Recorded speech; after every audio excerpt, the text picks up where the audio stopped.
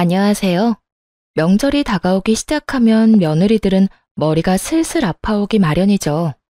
저도 매 명절을 힘들게 보냈던 게 생각나네요. 하지만 지금은 아주 편하게 명절을 보내고 있죠. 그 짜증나는 명절에서 어떻게 벗어났는지 알려드릴게요. 저는 평범한 회사원으로 자영업에 종사하는 남편과 만나 가정을 꾸렸어요.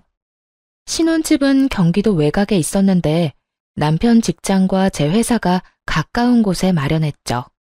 결혼 초반에는 명절에 대한 스트레스가 그렇게 크지는 않았어요.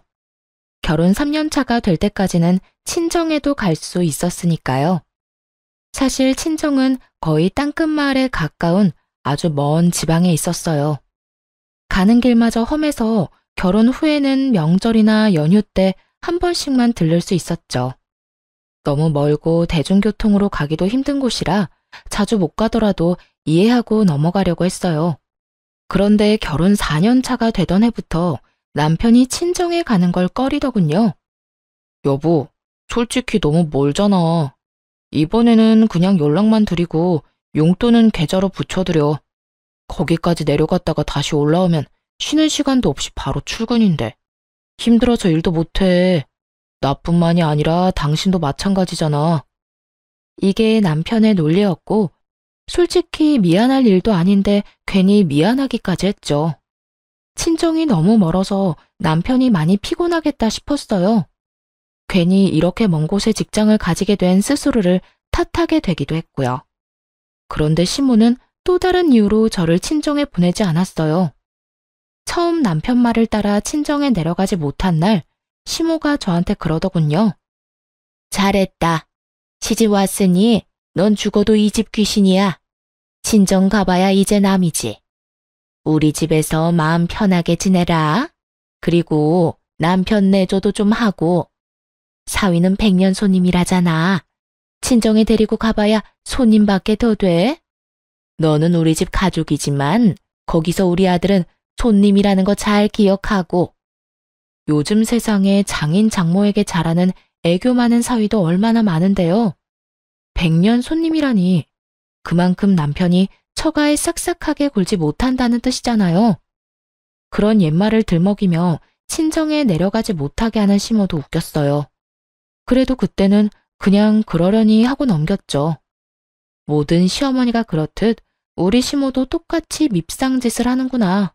정말 딱 거기까지만 생각했죠.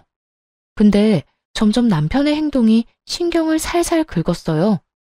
어느 순간부터 유별나게 시모만 챙기기 시작하더군요. 저는 명절에 친정도 가지 못하는데 부모님께 용돈을 50만 원 정도만 드렸거든요. 그런데 남편 놈은 시댁에 용돈 50만 원을 드리고 몸에 좋은 건강기능식품에 각종 과일 그리고 선물 세트까지 사서 들고 가더라고요. 좀 불공평하다 싶어서 한마디 했죠. 용돈도 드리는데 꼭 그렇게 선물을 많이 사야겠어? 우리도 돈이 없어서 생활비도 아끼는데. 아무리 그래도 그렇지 이렇게 많이 쓰는 건 좀 아닌 것 같아. 부모님한테 쓰는 거잖아. 이 정도는 해드려야 부모님도 든든하실 거야. 그리고 무리하는 거 아니거든? 그럴 거면 우리 집에도 좀 보내주지 그랬어? 왜? 처가댁 부모님은 부모 아닌가? 사서 들고 가기에는 처가댁이 너무 멀잖아. 나중에 하나 보내드릴게. 그리고 명절에 보내면 택배 대란 때문에 다 상하고 문제 생길 텐데 그러지 말고 명절 끝나고 보내드리자. 말은 그렇게 해놓고 매번 까먹기 일쑤였죠. 그런데 그 뒤로도 남편 놈은 친정에 아예 갈 생각을 안 하더군요. 어쩌다 한두 번이야 이해하고 넘어갈 수 있었지만 2해, 3해를 넘어가니 솔직히 짜증이 났어요. 이번에는 친정에 내려가야 한다고 말하면 남편 놈이 항상 이렇게 말하는 거예요. 장인어른이랑 장모님이 우리가 내려가는 걸 좋아하시겠어? 얼굴 잠깐 보고 다시 올라가야 하는데. 부모님들은 우리 불편한 거 안 좋아하셔. 불편하게 왔다 갔다 하는 걸 걱정하시고. 그리고 내 생각은 안 해. 내내 운전은 나만 할 텐데 장장 6시간을 운전대 붙잡고 있다고 생각해봐. 그게 인간이 할 짓이야?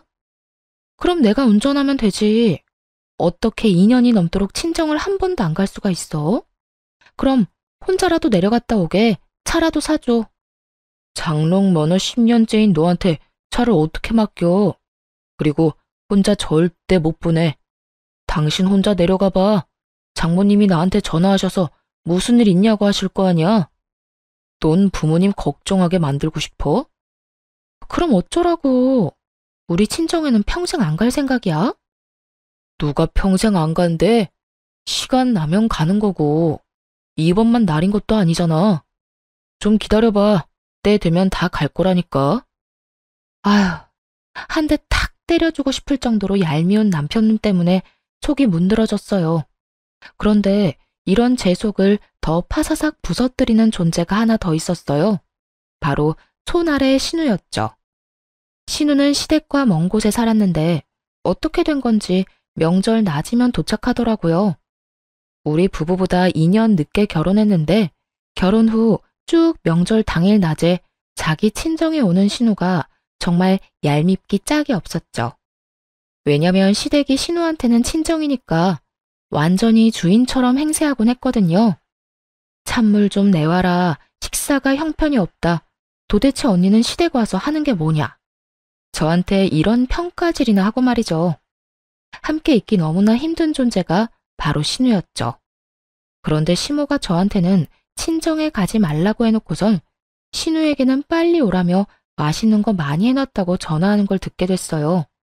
순간 짜증이 확 치밀어 올랐죠. 아무리 그래도 그렇지 며느리는 친정에 안 보내주면서 딸더러 빨리 오라고 하다니 듣는 며느리 기분이 좋을 리가 없잖아요. 도저히 참을 수가 없어서 신우에게 명절 전날 전화를 했죠. 아가씨, 이번 명절에는 본가 오지 말고 아가씨 시댁에서 시간 보내세요. 올 필요 없을 것 같아요. 아니, 새언니가 왜 나한테 집에 오라 마라 해요? 우리 부모님 집인데 왜 언니가 나를 못 오게 하냐고요. 참나 기가 막혀서. 지금 이게 뭐 하는 짓이에요? 우리 엄마도 새언니 이러는 거 알아요? 어머님은 모르시는데 아마 제 의견에 동의하실걸요? 지금 뭘 모르는 것 같은데 어머님은 아가씨가 집에 오는 거 싫어하세요. 그러면서 평소 시모의 지론을 신우에게 말해줬어요. 며느리는 친정에 자주 가면 안 된다는 그 지론 말이죠. 할 말이 없어 열받았는지 신우가 전화를 뚝 끊더군요. 그리고는 바로 시모에게 전화를 했나 봐요. 명절 전날이라 시댁에 함께 있었는데 옆에 있던 시모가 전화를 받더군요. 그래, 딸. 왜 전화했어? 엄마, 새언니가 나더러 집에 오지 말래. 엄마가 나 집에 오는 거 싫다고 했어? 뭐? 내가 왜 그런 소리를 해? 얘, 너 도대체 우리 딸한테 무슨 소리 한 거야? 왜 오지 말라고 한 거니? 시모가 화들짝 놀라서는 저한테 화를 내며 묻더라고요. 그래서 아무 생각 없는 척 시모에게 태연스레 말했죠. 어머님이 저한테 말씀하셨잖아요. 며느리가 친정 자주 가는 거 보기 싫다고요. 죽어서도 이 집 귀신인데 친정 가면 뭐 하냐고. 그러니까 저도 몇 년째 친정에 안 보내고 있으시잖아요. 안 그래요? 항상 그렇게 말씀하시길래 아가씨한테도 어머님 생각 말해드렸어요. 어머님은 며느리가 친정 가는 거 싫어한다고. 아가씨도 며느리인데 이 집에 오지 말아야 하는 거 아닌가요? 그 이야기를 듣던 시모는 순간 벙찐 모양이었어요. 다 자기가 한 말이었으니까요. 그걸 신우에게 대입해서 그대로 돌려줄 줄은 생각도 못했나 봐요. 그때 신우가 전화로 그러더군요. 이 언니 웃기네. 어떻게 며느리랑 딸이 똑같아요. 당연히 다르지. 똑같죠, 남의 며느리인 건. 근데 다른 게 있긴 해요. 아가씨랑 저랑은 시어머니가 다르잖아요. 아가씨는 상식적이고 친절하고 좋은 시어머니 만났나 보네요. 추석 당일 아침에 밥만 먹이고 바로 친정에 보내주는 거 보면. 근데 저는 다르거든요. 지금 몇 년째 친정을 못 가는 건지 모르겠어요. 가고 싶다고 해도 참으라고만 하고 가서 좋을 거 없다고만 하시는데 남의 집안 며느리 된 딸은 어찌나 집으로 부르시는지. 이래서 사람을 잘 만나야 하나 봐요. 이렇게 말하자 이번에는 신우가 아무 말도 못하더군요. 더 말해봐야 자기 엄마 얼굴에 침 뱉는 꼴만 되니까요.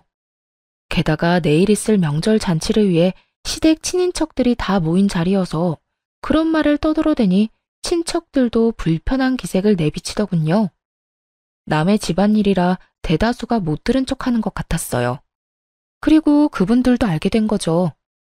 이 집 식구들이 명절에도 며느리를 친정에 안 보내준다는 걸요. 졸지의 시모는 속 좁고 며느리 생각 안 하는 못된 시어머니가 되어버렸어요.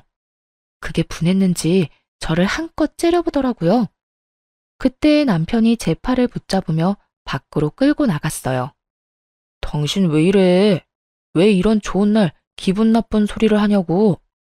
내가 나중에 처가 때 가준다고 말했잖아, 때 되면. 그때가 대체 언젠데? 벌써 2년 동안 친정을 한 번도 못 갔어. 친정이 해외야? 제주도야? 울릉도, 독도야? 섬도 아닌 대한민국 내륙인데 왜 못 가? 처음에는 당신 피곤하다고 해서 나도 이해했어. 근데 계속 안 가겠다는 건 의도가 뻔하잖아. 야, 그런 이야기가 아니잖아. 내가 뭐 평생 안 간대?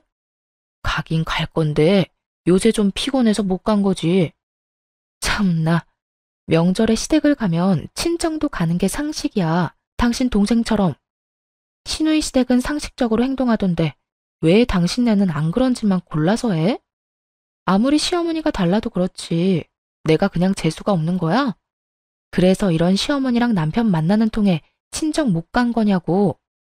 아무리 그래도 친인척들 다 있는 데서 그런 말하면 우리 엄마는 뭐가 돼? 뭐가 되긴? 상식 없고 속 좁은 시어머니가 되는 거지. 근데 틀려? 맞는 말이잖아. 당신처럼 어머님도 나 친정 못 가도록 매번 막으셨어. 몰랐지? 주말에 나 혼자라도 가려고 하면 매번 시댁에 오라고 해서 일 시키신 분이야. 그러면서 당신 내조해야 하니 친정에는 관심 끄라고 하셨고. 주변 사람들도 그런 사정을 다 알아야 내가 덜 억울하지 않겠어? 어쨌든 나 이번에는 무조건 친정 갈 거야. 당신은 오든지 말든지 마음대로 해. 그렇게 말하고 남편 차키를 챙겨서 밖으로 나왔어요. 그리고 남편 차를 타고 친정으로 내려왔죠. 오랜만에 차를 운전하긴 했지만 친정으로 가는 길을 잊어버리지는 않았더라고요. 그렇게 혼자 내려갔더니 친정 부모님이 깜짝 놀라더군요. 너 연락도 없이 웬일이야? 얼마 만에 보는 거냐? 잘 지냈어? 아빠. 잘 지냈어. 근데 우리 사위는 왜 너 혼자 내려왔어? 아, 그 사람은 시댁에 있지. 나 혼자 차 타고 여기 내려온 거야. 이번에는 나도 친정에 오고 싶었거든. 그러고는 사가지고 온 선물을 부모님께 잔뜩 안겨드리며 집 안으로 들어갔어요. 왜 지금껏 못 드린 건강기능식품과 과일 바구니들 말이에요. 오랜만에 친정집에 들어서니 푸근하고 마음이 놓였죠. 친정에는 남편과 싸웠다는 이야기는 따로 하지 않았어요. 그런데 저 혼자 내려보낸 것이 눈치가 보였는지 남편 놈이 그 다음날 부랴부랴 친정으로 내려왔더군요. 시댁 차를 몰고 왔더라고요. 그런 남편 놈을 보며 무미건조하게 말했죠. 무슨 일로 여기까지 왔어? 시댁에 있지. 당신이 여기 있는데 내가 어떻게 계속 본가에 있어? 장인어른, 장모님, 잘 지내셨죠? 얼마 동안 못 내려와서 정말 죄송했습니다. 앞으로 자주 찾아올게요. 얼마나 갈지 모를 의미 없는 말을 꺼내며 남편 놈이 넉살 좋게 인사를 하더군요. 그래도 그냥 그러려니 했어요. 이 인간이 또 안 가겠다고 하면 혼자서라도 이렇게 오면 되겠다 싶었거든요. 그렇게 친정에서 쉬고 집에 도착하니 남편 놈이 그러더군요. 시모가 화가 많이 났다고요. 저는 별로 신경 안 쓴다고 왜 화가 나셨는지 모르겠다고만 했어요. 결국 남편 놈은 더 이상 이야기를 꺼내지 못했고 그렇게 명절이 끝나고 말았어요. 솔직히 마음속으로 앞으로 명절에 시댁엔 절대 가지 말아야겠다는 속셈이 있었거든요. 이제 저는 안 가고 남편만 보내면 되겠다 싶었어요. 그래서 별거 아니라고 생각하고 넘겼고요. 그런데 그대로 진정될 줄 알았던 마음에 이혼의 불씨를 지피는 일이 일어났어요. 바로 시모의 생일날 벌어진 일 때문이었죠. 그해 연말 시모 생일 잔치에 초대받아 갔어요. 생일 선물은 남편이 자기가 마련하겠다고 한지라 저는 신경도 안 쓰고 있었죠. 지난 명절 이후 시모와 화해를 한 것도 아니었고 가봐야 꽂아 놓은 보릿자루처럼 자리만 지키다 올 거라고 예상했거든요. 그리고 시모 생일 선물도 남편이 몇십만 원 정도 용돈이나 주고 말겠지 했어요. 처음에는 무슨 선물을 준비했는지 몰랐어요. 그냥 일반 종이 가방에 담겨 있었거든요. 남편이 시모에게 그걸 주며 나중에 집에 가서 열어보라고 하더라고요. 이때까지만 해도 아무 생각이 없었는데 시모가 그게 뭔지 너무 궁금했었나 봐요. 그래서 남편이 화장실 간 사이에 그걸 꺼내서 확인을 했는데 선물을 확인한 순간 제 눈도 뒤집어졌어요. 좋기 몇백만 원은 하는 명품 가방이었거든요. 이 인간이 친정엄마 생일에 준 선물은 12만 원짜리 화장품 세트였거든요. 그것도 인터넷에서 고르고 골라 제일 싼 거 사서 친정집으로 바로 붙여줬으면서 시모 생일에는 엄청나게 비싼 명품 가방을 준 거예요. 완전히 머리가 확 돌아버릴 만큼 열받더군요. 그리고 이렇게 화가 나는데도 또 다른 이유가 있었어요. 명절 이후에 남편놈이 시모에게 외제차를 사줬거든요. 시모가 바깥 활동을 하는데 차가 없어서 힘들다는 이유로요. 그때 남편에게 엄청 화를 냈었어요. 몇 달 전에 저한테 돈까지 빌려간 인간이 그렇게 큰 돈을 펑펑 쓰니까 화나잖아요. 그래서 시어머니 외제차 사줄 돈은 있었냐고 따졌죠. 그랬더니 남편이 뭐라고 한 줄 아세요? 자기 돈으로 부모님 좋은 거 해드리겠다는데 뭐가 그렇게 안 이꼽냐고 하더라고요. 하긴 빌린 돈 보태서 자기가 번 돈으로 효도하는데 뭐라 할 수는 없죠. 하지만 기분이 더러운 건 사실이잖아요. 그날 저녁 돌아오면서 남편한테 그랬죠. 어머님, 명품 가방 사드렸더라. 어? 어떻게 알았어? 어머님이 자랑하고 싶으셨는지 당신 없을 때 열어보셨거든. 돈 없다면서 나한테 빌려가 놓고 아주 어머님한테는 펑펑 쓰네. 그렇게 돈 많으면 내 돈 먼저 좀 갚지 그래. 나도 우리 엄마한테 돈 한번 펑펑 써보게. 여보, 당신한테 빌린 돈은 이렇게 개인적으로 쓴 게 아니야. 가게에 필요한 돈이라 빌린 거잖아. 그리고 엄마한테 준 거 진짜 명품도 아니라고. 그냥 레플리카야. 몇십만 원 하는. 태연하게 말하는 남편놈을 보며 속으로 코웃음을 쳤죠. 그게 레플리카인지 진짜인지 구분을 못하겠냐고요. 마침 일하는 회사에 명품 가방 수집에 진심인 동료가 있었는데 저도 그 친구 덕에 짝퉁이랑 진짜는 구분을 참 잘하거든요. 그 비싼 걸 싼값에 샀다고 거짓말하는 남편을 보니 정말 괘씸하더라고요. 그래서 몰래 한 가지를 계획했어요. 시모가 연말에 우리 집에서 며칠 지내고 싶다고 했거든요. 남편놈이 그렇게 하라고 해서 시모가 오기로 했는데 저는 쏙 빠지려고 준비했어요. 그래서 시모가 온다는 날 전날부터 시모가 가는 그 다음 날까지 연차를 썼고 그대로 친정으로 피난을 가버렸죠. 집에 왔다가 제가 없어진 걸 눈치챘는지 시모가 급히 전화를 하더군요. 전화를 받았더니 바로 막말을 쏟아냈어요.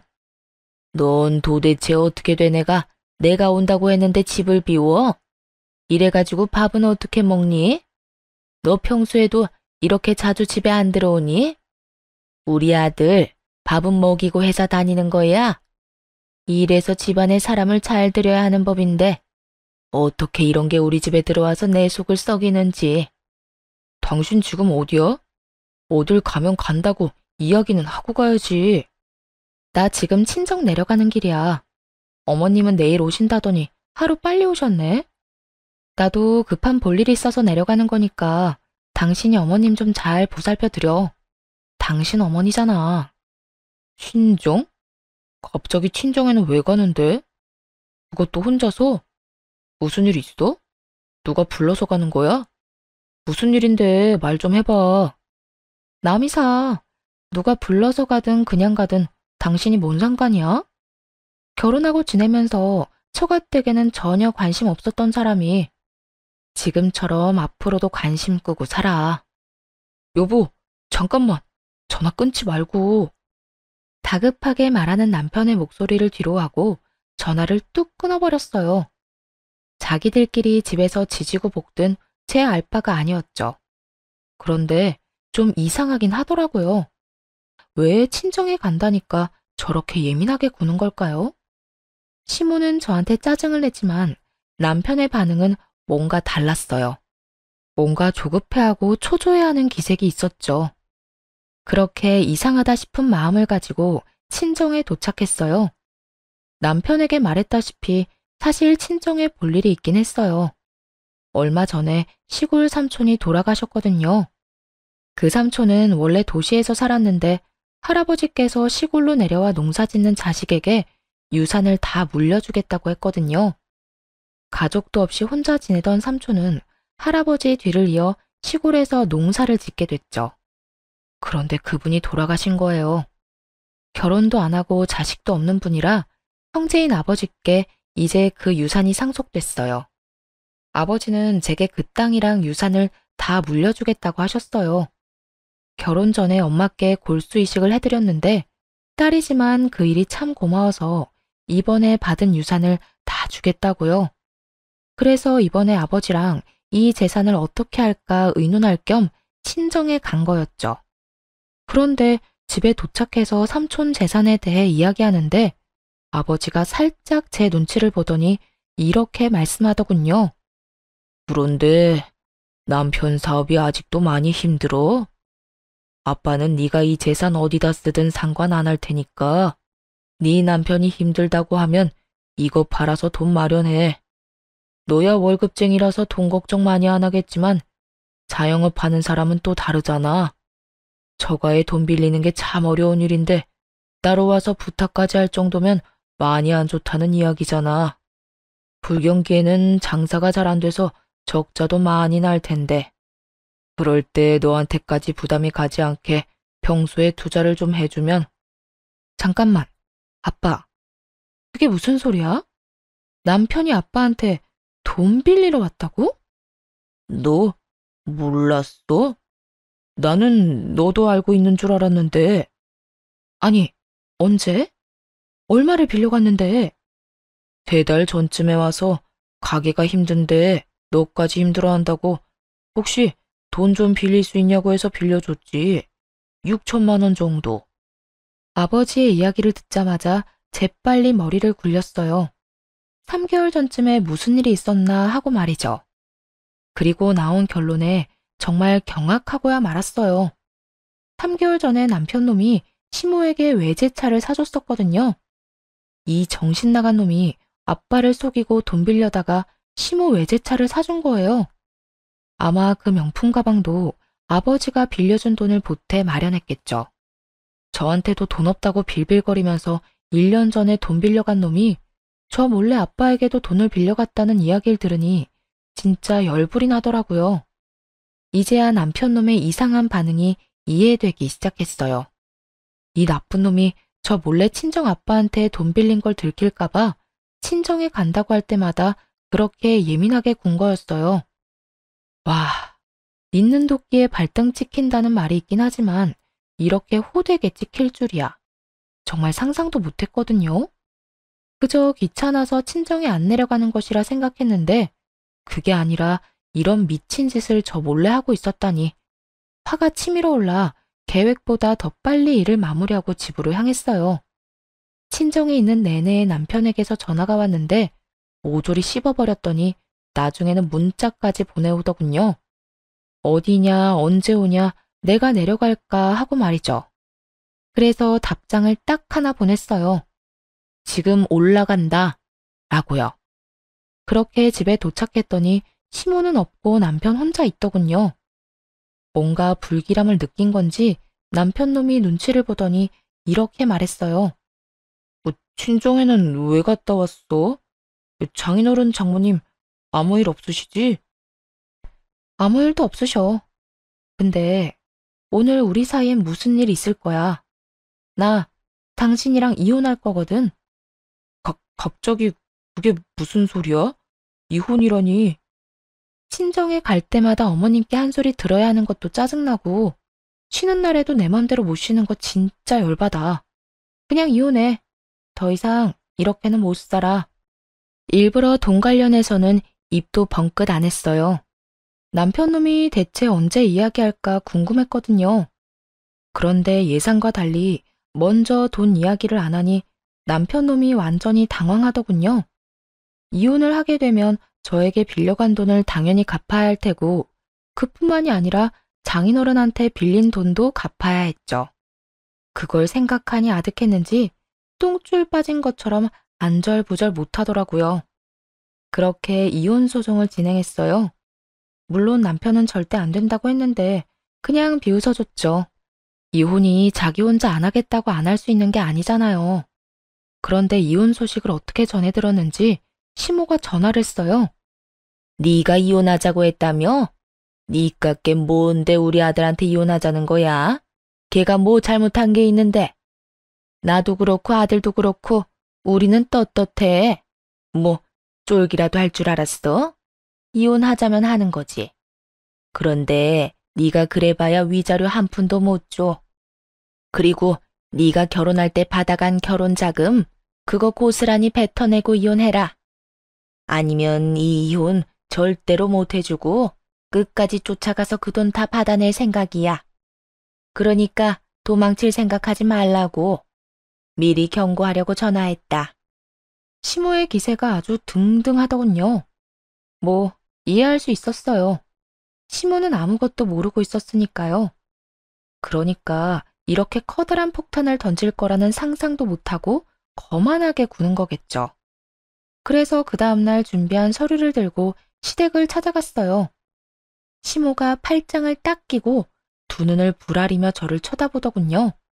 그런 시모를 보며 그저 웃으면서 가지고 있는 서류를 거실 탁자 위에 올렸어요. 서류에는 1억이라는 큰 돈을 시모가 제게 줘야 한다는 글이 적혀 있었죠. 그 내용을 보고 당연히 시모는 어리둥절해 하더군요. 분명히 자기가 돈을 받아내야 한다고 생각하고 있었는데 오히려 본인에게 1억이라는 큰 돈의 청구서가 돌아갔으니까요. 이게 뭐야? 네가 나한테 돈을 준다는 얘기니? 아니요. 어머님이 저한테 1억을 주셔야 한다는 얘기예요. 그게 무슨 소리야? 너 결혼할 때 내가 1억 줬잖아. 그거 너 다 했잖아. 그러니까 이혼하면 그거 다시 다 돌려줘야지. 어디서 사람을 속이려고? 예상대로 시모는 미친 듯이 소리를 치며 거짓말하지 말라고 난리를 피우더군요. 저는 시모와는 정반대로 차분해졌죠. 여기 남편 통장 내역이 있어요. 어머님이 주신 1억 제 통장에 들어온 게 아니라 남편 통장으로 들어갔고요. 그 1억은 결혼 자금과는 아무런 상관없이 남편 가게 사업 자금으로 들어갔어요. 보면 아시죠? 한글 못 읽는 거 아니시잖아요. 그리고 그 이후로 제가 남편한테 결혼 자금으로 받은 돈은 조금도 없어요. 남편 통장, 제 통장, 어딜 봐도 그런 내역은 없잖아요. 안 믿기시면 변호사 통해서 금융기록 같은 거 살펴보셔도 돼요. 이야기를 듣는 시모 얼굴이 딱딱하게 굳어가기 시작했어요. 그러거나 말거나 서류를 다음 장으로 넘겨서 다시 또박또박 말했죠. 그리고 이건 남편이 저한테 빌려간 4천만 원에 대한 이체 내역이고요.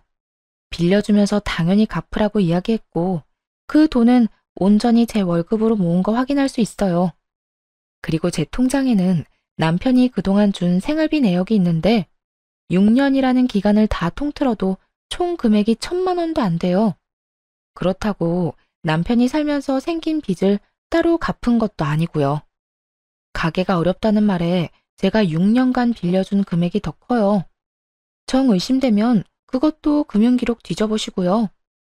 그러면서 바쁘게 다시 다음 장을 넘기며 또 말했죠. 시모는 남편과 제가 준비한 서류를 번갈아 보며 몸을 부들부들 떨더라고요.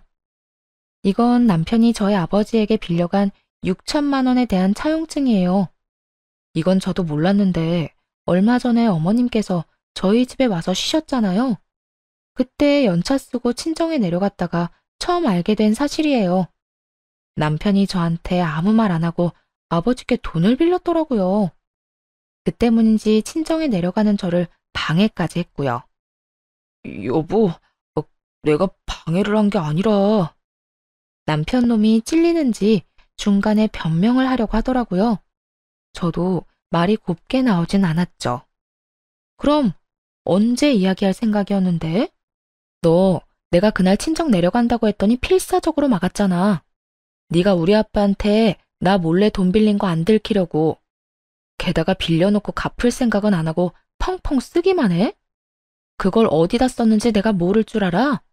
이 가증스러운 쓰레기 같은 인간아. 밥벌레 같은 새끼. 감히 우리 아빠가 피땀 흘려 번 돈으로? 한동안 남편을 욕해주며 째려보다가 시모에게로 고개를 돌렸어요. 시모는 여전히 서류를 붙잡고 못 믿겠다는 듯 바라볼 뿐이었죠. 그러니까 결국 어머님께 드리고 싶은 이야기는 결혼 자금으로 주신 1억 중 제가 쓴 건 없으니 남편한테 받으시라는 말이에요. 또 이 1억은 원래 남편한테 받아야 하는데 남편이 한 푼도 없다고 해서 어머님께 말씀드리는 거예요. 아니, 이걸 왜 내가 갚아? 아들이 빌렸다면서 그러면 아들이 줘야지. 그리고 우리 아들이 왜 돈이 없어? 너희 집이 있잖아. 팔면 돈 나올 텐데 그걸로 마련하면 되지. 그 말을 듣고 조용히 다시 서류를 한 장 더 넘겼어요. 그 집은 저랑 제 친정 부모님이 돈을 모아서 산 집이고요. 그 집에 남편의 지분은 조금도 없어요. 그렇기 때문에 팔 수가 없네요. 전 팔 생각이 없으니까요. 그리고 남편이 빌려간 그 돈이 어디에 들어갔는지 제가 다 알고 있거든요. 어머님이 받으신 외제차 그리고 명품 가방. 그것들 다 남편이 저랑 친정아버지한테 돈 빌려서 사드린 거예요. 그러니까 남편 대신 어머님이 그거 팔아서라도 갚아주셔야죠. 그러자 남편 얼굴이 일그러지더군요. 제가 남편의 상황을 모르길 바랬던 것 같았어요. 이런 돈 이야기 없이 이혼하자고 했을 때 혹시 진짜 모르나 하고 기대했겠죠? 그런 기대를 마지막 순간에 철저히 무너뜨려주는 게 진짜 복수고요. 남편에게 백날 돈 갚으라고 말해봐야 타격감 제로일 테고 이렇게 가족 앞에서 이야기해야 수치심과 두려움이 배가 될 테니까요. 아들아, 저 말이 진짜야? 다 참말이냐고. 너 나한테는 그 집이 다 네 거라며. 거기다 결혼자금 1억도 다 집 사는데 썼다며. 근데 뭐? 빚이 1억? 너 도대체 뭐 하고 다닌 거야? 엄마, 제가 차 사드렸잖아요. 사람 혼이 빠지도록 무조건 비싼 차 사달라고 한 사람이 누군데요? 안 될 것 같다고 했을 때 엄마가 뭐라고 했는지 기억 안 나요? 돈 빌려서라도 사주는 게 자식된 도리라면서요. 그래서 장인어른한테 빌려다 외제차 해드렸잖아요. 남편 놈이 도리어 화를 내며 말하자 시모는 충격을 이기지 못했어요. 너 그걸 말이라고? 아이고 머리야. 아이고. 시모가 머리를 부여잡고는 못 쓰러질 듯 휘청거리더군요. 그러다 소파 위로 풀썩 주저앉았어요. 그리고 잠시 후 처음과는 전혀 다르게 차분해진 목소리로 슬쩍 말하더군요. 예, 나는 이런 사정 같은 거 아무것도 몰랐어. 우리 아들이 이런 짓을 했을 줄은. 이건 정말 큰 문제야. 그냥 넘어갈 수는 없지. 그런데 이렇게 이혼해서는 안 돼. 차라리 같이 살면서 갚게 하는 게 낫지 않겠니? 아까의 기세등등하던 태도는 어디로 갔는지 이제는 시모가 이혼하지 말라고 권유하더군요. 살면서 돈을 갚도록 하는 게 더 좋다는 이유로 말이죠. 안면물수라는 게 이럴 때 쓰는 말일까요? 너네가 이혼한다고 쫄릴 줄 아냐며 큰 소리는 펑펑 쳐놓고 남편에게 빚이 1억 있다는 걸 알자마자 급박하게 꼬리를 내리는 시모 꼴이라니. 게다가 남편이 빈털털이라는 것을 알고는 저를 묶어두려는 것 같더군요. 이미 시모와 남편이 어떤 사람들인지 다 아는데 그게 가능할 리가 없잖아요. 솔직히 두 사람이 저한테 조금이라도 친절하게 대했다면 그리고 저를 속이지 않고 친정에 가도록 배려해줬다면 이혼까지 생각했을까요? 분명 고민이야 했겠지만 이혼은 안 했겠죠. 그렇지만 남편의 행동이 너무 치사했잖아요. 친정에는 내려가지도 못하게 한 주제에 장인어른한테 빌린 돈으로 시모에게 외제차와 명품백을 사주다니. 그런 남편놈을 보고 누가 이혼을 생각하지 않을 수 있겠어요? 저는 코웃음을 치며 시모에게 말했죠. 아드님 이혼 안 시키고 절 붙잡아 보려는 그 마음은 알겠지만 이미 늦었어요. 이혼 소송 진행 중이거든요.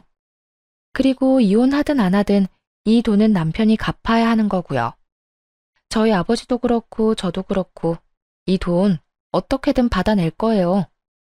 그제야 시모가 무너지더군요. 갑자기 고개를 쳐들더니 실성한 여자처럼 아들에게 소리쳤어요. 난 못 갚아. 네 잘못이고 네가 빌린 돈이니 네가 갚아.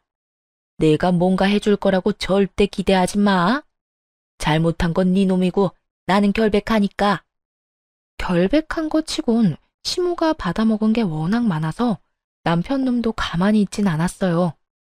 아니, 그 돈 빌려서 온전히 저한테 쓴 것도 아닌데 왜 못 갚아주는데요? 와, 엄마 진짜 얼굴에 철판 제대로 깔았네. 그만큼 받아놓고 이제와 발뺌을 하신다? 그건 제가 용납 못해요. 두 사람은 1억이라는 빚 앞에 한치도 물러서지 않고 팽팽하게 싸우더군요. 그런 둘을 놔두고 그 집을 빠져나왔어요. 그리고 집에 오자마자 용달차 부르고 안방에 있는 남편 짐부터 꺼냈죠. 그런데 어느새 남편 놈이 집에 슬그머니 들어오더니 짐을 싸는 걸 보고 저를 말리려고 하더군요. 여보, 진짜 이럴 거야? 나 정말로 내보낼 거냐고.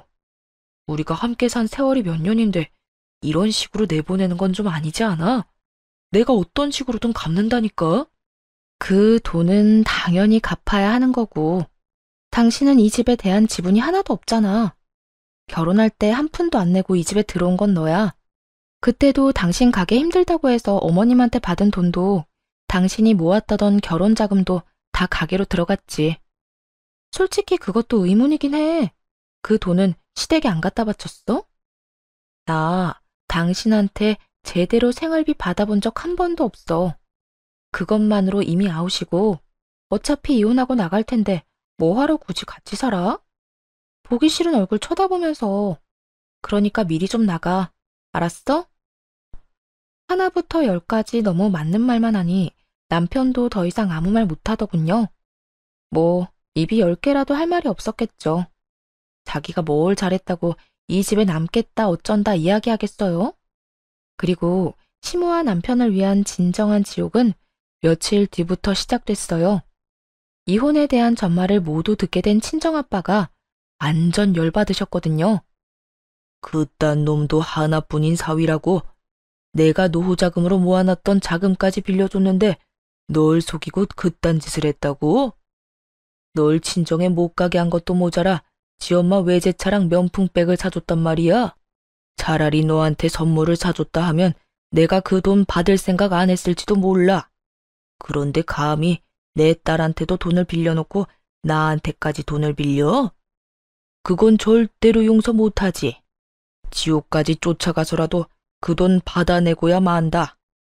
그렇게 선언한 친정아빠는 정말로 그 먼 곳에서 한달음에 올라오셨어요. 그러고는 남편이 시모에게 사준 외제차 뒤를 졸졸 쫓아다녔죠. 완전히 대놓고 쫓아다닌 게 아니라 몰래 뒤만 쫓다가 시모가 지인들을 만나는 것 같으면 마치 우연히 마주친 적 다가가 이랬대요. 아이고, 잘 지내고 계신 것 같아서 보기 좋습니다. 이제 그쪽 아드님하고 우리 딸이 이혼한 건 아시죠? 그런데 그쪽 아드님이 나한테 빌려간 돈을 안 갚아서 이렇게 찾아왔어요. 아드님이 그러는데 자기는 돈이 없으니 엄마한테 가서 받으라고 하더라고요. 저도 노후를 위해 힘겹게 마련한 돈이라 없으면 크게 곤란해서 말이죠.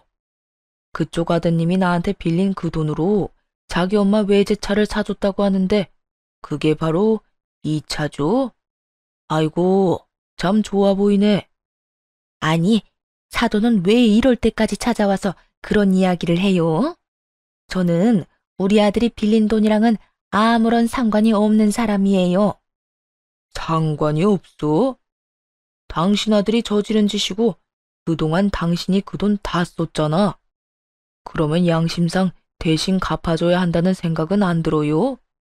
돈이 없으면 이 차랑 그 어깨에 걸려있는 가방을 팔아서라도 마련하셔야지.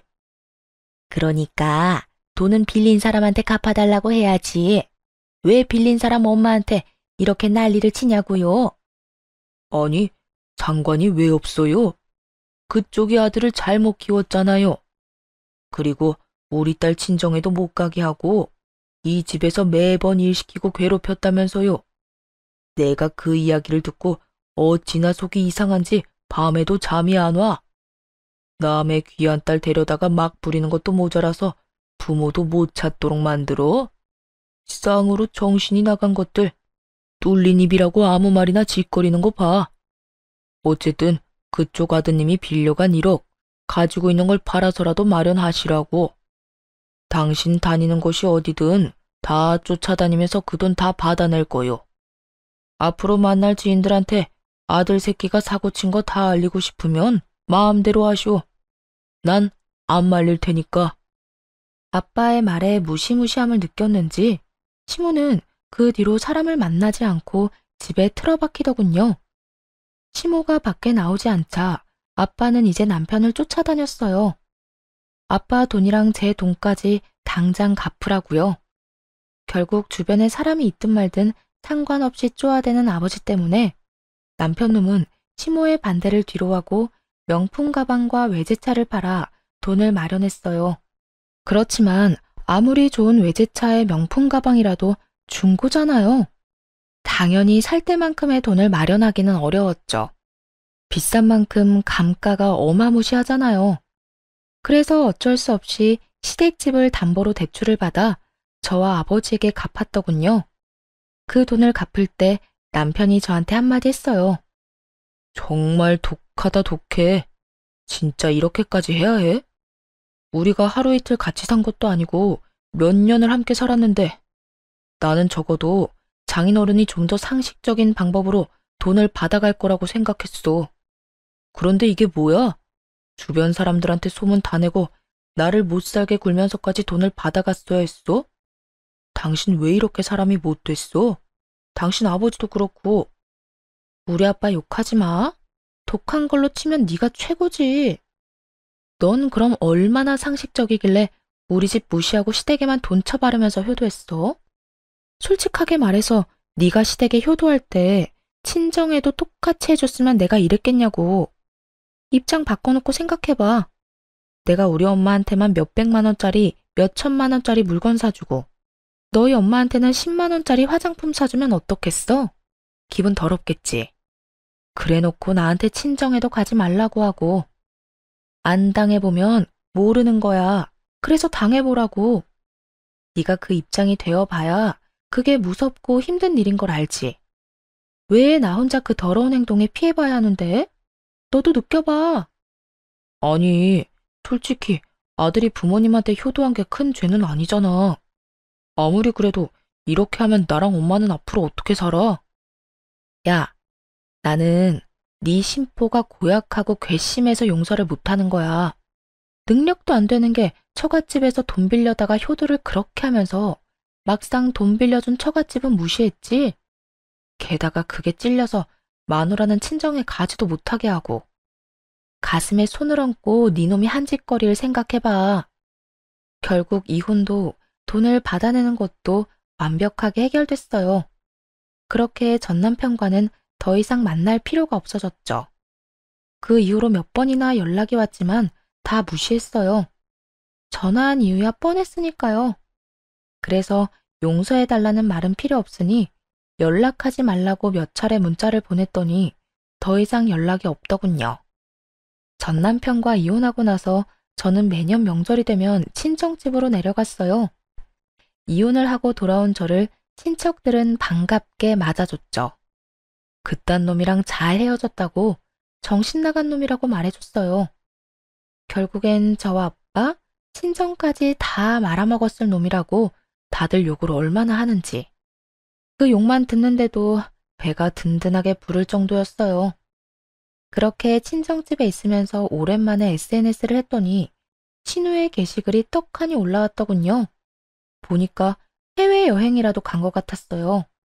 신우와 그 아이들이 이국적인 건물 앞에서 사진을 여러 장 찍었더라고요. 그러면서 명절 연휴에 해외에 놀러 갔다는 문구까지 썼더군요. 명절 때마다 친정에 오고 싶어 안달이 날 정도였던 신우가 웬일로 친정이 아니라 해외에 갔는지 궁금했어요.